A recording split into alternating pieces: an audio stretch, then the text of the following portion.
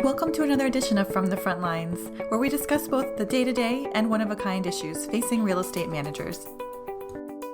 I'm Suzanne Hill, and we have a special episode today to discuss this week's midterm elections. I'm here with Ted Thurn, Senior Director of Government Affairs, and Amadi, McPherson, Government Affairs Liaison here at IREM. Welcome, Ted and Amadi. Thanks for being here. All right. Thanks, Suzanne. Now that the midterms are over, Ted and I would like to take a few minutes to review the midterm election results and how they may affect the property management industry. We would like to address the importance of building a relationship with elected officials, how members can connect with their new legislators or reconnect with their current legislators, and talk a little bit about our Advocacy Impact Day event in March. So, Ted, now that the midterm elections results are mostly in, what will the makeup be in the House and the Senate when the new 118th Congress convenes on January 3rd, 2023? Yeah, thanks, Amadi. Looks like, again, a lot of the polls were a little bit off. We were all being told that there was going to be this red wave that was going to happen, and that just did not take place. Now, this is Thursday, November 10th, and there still are a few races out there that have not been called.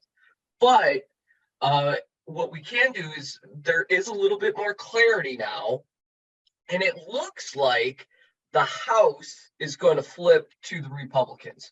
So just as kind of a 30,000 foot overview, all 435 seats in the House were up for election, and you need 218 seats to gain control of the House.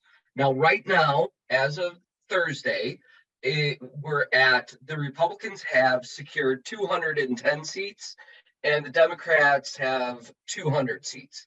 And it looks like when the dust settles that Republicans will probably have somewhere of 220 some odd seats. So they'll have a slim majority in the House.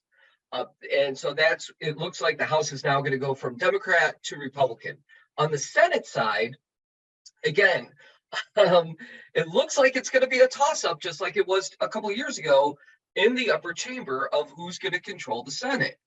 Right now, there are 48 seats that have been secured by the Democrats and 48 seats that have been secured by the Republicans. We still have 3 races that are outstanding. You have a race in Nevada with Adam Lexalt and Senator Cortez Matzo, which is still too close to call. You have the one in Arizona with Senator Kelly and Blake Masters that is still close to call. And we already know in Georgia with Raphael Warnock and Herschel Walker is going to go to a runoff, which is going to be held on December 6th.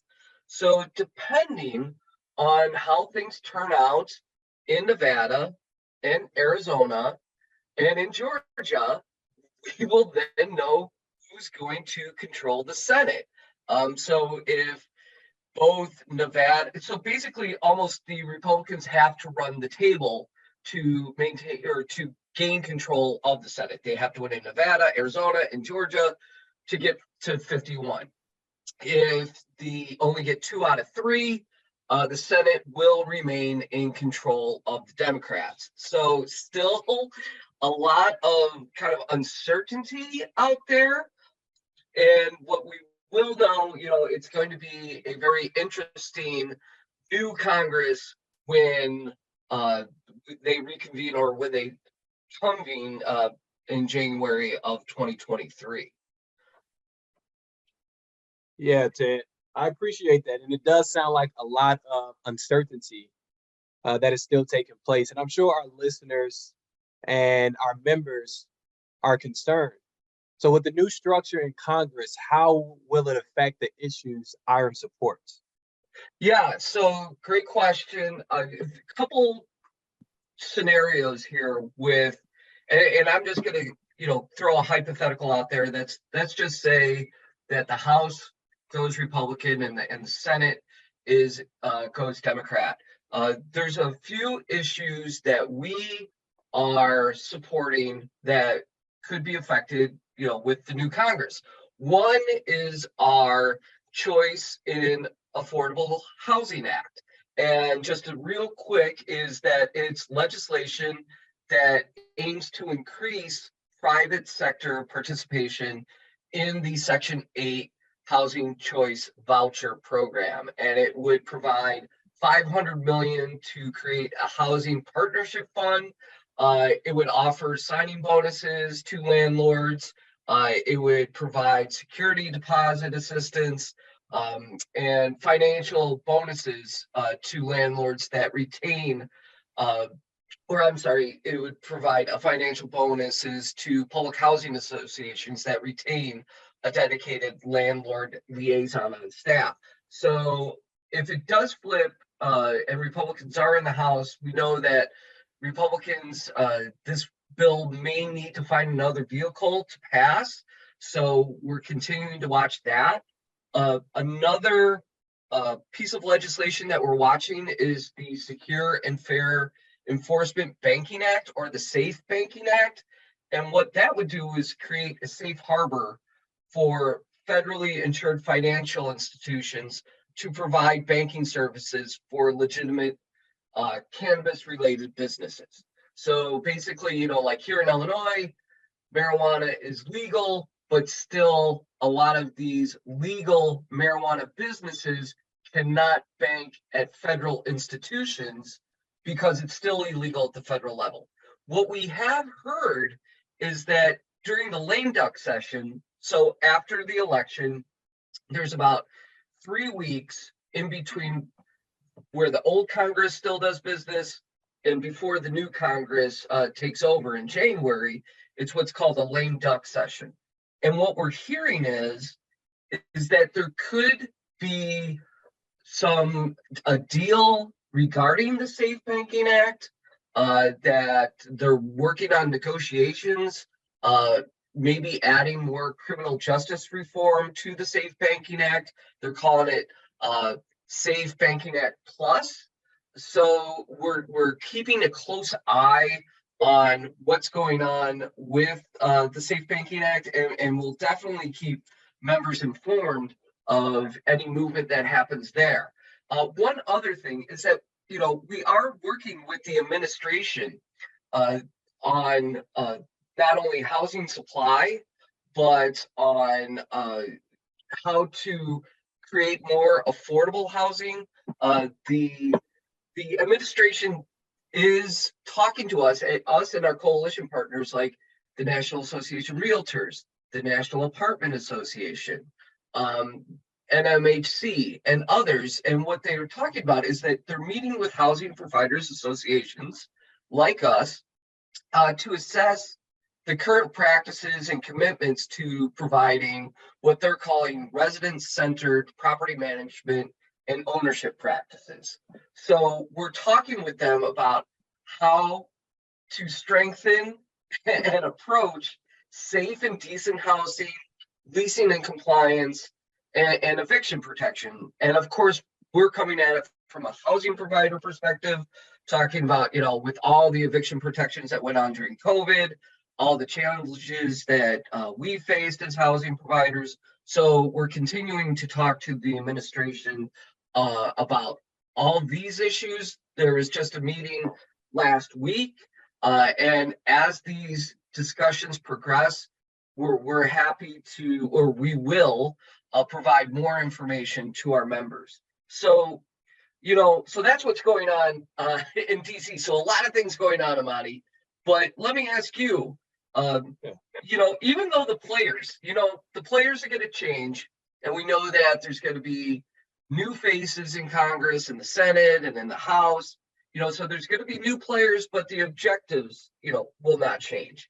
And, maybe, Amadi, I think it'd be great if you could let our members know, why it's going to be important, especially with the new Congress coming in, to build relationships with legislators. And maybe you can provide some pointers on how they can connect with them. So why it's important, how to schedule a meeting. So can you provide a little insight that to our members, Amadi? Yeah, absolutely, Ted. And I appreciate you for the assist. So typically, people meet with their legislators to advocate on behalf of a certain issue, right? And I think it's important to define what advocacy is and the context in which we're using it. And advocacy describes people contacting their elected officials about important policy issues. And you might be asking, well, why is advocacy important to me? Well, I like to use an old maxim, a closed mouth don't get fed, right? Advocacy provides an opportunity for our members to connect with their legislators about issues affecting the property management industry. So essentially, you'll be speaking directly to the people with power to change laws and regulations about issues that matters to them, right? So we're talking about fair housing, service animals, disparate impact. Whatever it is, this is an opportunity to lay it out on the table. Another reason is to educate your legislators, right? Most legislators have an aerial view of an issue, and sometimes they just miss the subtle details. Now, advocacy is an opportunity to inform your legislators about our members' business, what's going well, and policy areas that may require some adjustments. And as we all know, we have a few new people in Congress, and this is the perfect opportunity to, like you said, to introduce yourself and to begin fostering those relationships with their elected officials. And lastly, advocacy and meeting with your legislator is important because you gain the valuable experience and exposure, and you're a part of something that's much bigger than yourself. Now, I know that this was an earful, but this is why meeting with your legislator is critical for the business and for the industry. And in fact, we actually have something huge coming up, which is our Advocacy Impact Day. So, Ted, could you tell us a little bit more about our Advocacy Impact Day and what our members should be expecting in March?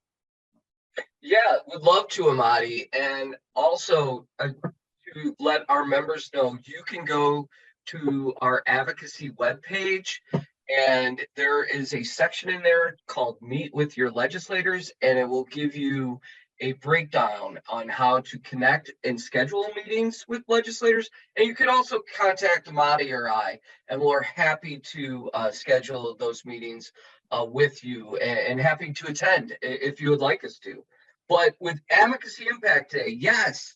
So also known as our fly-in, after 2 years of doing this virtually, we are going back to DC in March. March 28th and 29th are the dates. The 28th we'll meet in the afternoon for an orientation of how to conduct a successful meeting on the issues you will be discussing and how to navigate, the legislative offices. So we'll be not meeting as we have before COVID at the NAR building, which is under renovation from what I heard, but we're going to be meeting at Clyde's of Galleries place, and it's a restaurant at 707 7th Street Northwest. It is close to the Capitol. So we're going to be meeting there. Very exciting. We're going to have great speakers, great panels, great information. So please, don't wait till the last minute to book your hotel room or to book your flight. We'll have more information on hotels that are close to Clyde's on our website soon. So, and of course, a link to Clyde's itself. But yeah, we're very excited to go back to DC after 2 years. Even though it was a great experience, to do this virtually, I don't think, anything can replace the in-person, face-to-face meeting that you have when meeting with your legislators. So more information to come, but please mark your calendars for the 28th and 29th. Again, we'll do an orientation on the 28th, and then on the 29th, you'll go right to the Capitol to meet with your legislators. So yes, please mark those dates down. And we're very excited. More information to come soon.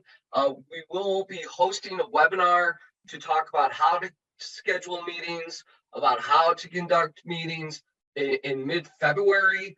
So more information to come on that soon. So thank you, Amadi. So yes, and one last note, if anybody does have any questions or would like to contact us about any of the midterm elections, of outcomes on issues that we talked about, please reach out to Amadi or myself, and we'll be happy to talk with you further about that. So with that, Suzanne, I will kick it back to you. And thank you, everyone. Great information, Ted and Amadi. Thank you both again for being here.